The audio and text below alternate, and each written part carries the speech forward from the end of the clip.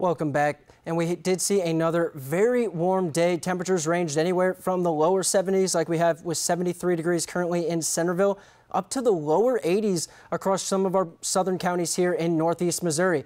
Now, a big thing we need to focus in on is that dew point temperature. That is an indication of how much moisture content is in the atmosphere. And right now it's very low, only 38%, but that is going to go up as we go into Friday. A lot of moisture is headed our way, and that's going to help create a very unstable atmosphere, and that's going to help fuel those storms we're tracking for Friday afternoon. Now let's jump right on into the Storm Prediction Center's convective outlook. We do have dark green shade on our eastern sides here, a marginal risk outlook. Yellow shade here across the rest is a slight risk category, and then this orange is an enhanced risk category, which was pushed into our area today compared to where it was yesterday. And that's just thanks to that extra bit of warmth and moisture being flown into the heartland, as well as a few other variables we need to come together to create severe storms are all adding in, but they're not exactly at peak values for our area. We are seeing some inferences, especially out here along I-35. This is going to be a really big focal point for the severity of the storms.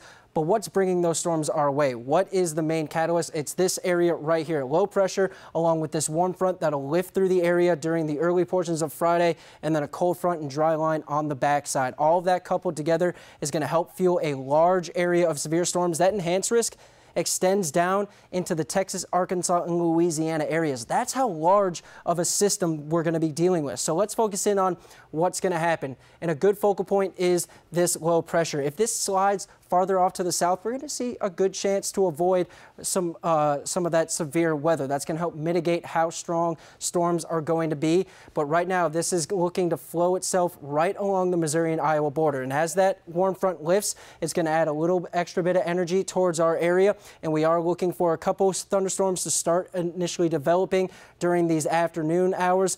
But let's take that off the screen, and this is where we're really focusing in on. So I-35 extending up Kansas City towards the Kirksville and Ottumwa area just towards the west.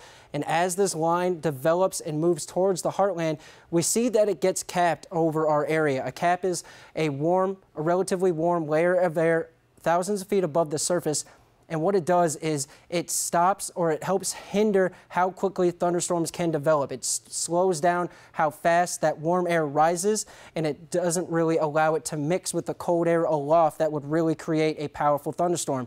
But if that cap starts to degrade, starts to lose its strength, that's when a major boom in storm development, very fast developing, very strong storms are possible. So it's going to be a game time decision tomorrow as we're following along with what that cap is doing. But we are looking at thunderstorms moving into our area. Just about 6 p.m. and onward is going to be when thunderstorms should start. 9 p.m. to midnight is when our main threat for stronger thunderstorms is going to be. And our main threats will be damaging winds, as the storms are going to produce 50, 60 mile an hour wind gusts, larger hail of an inch or more, as well as storms themselves moving at 50 or more miles an hour. Rainfall amounts are going to be looking to be around ½ of an inch up towards an inch or so on our high ends. And as for your extended forecast, unfortunately, chilly temperatures return, but only for the weekend. We start a rebound on Monday.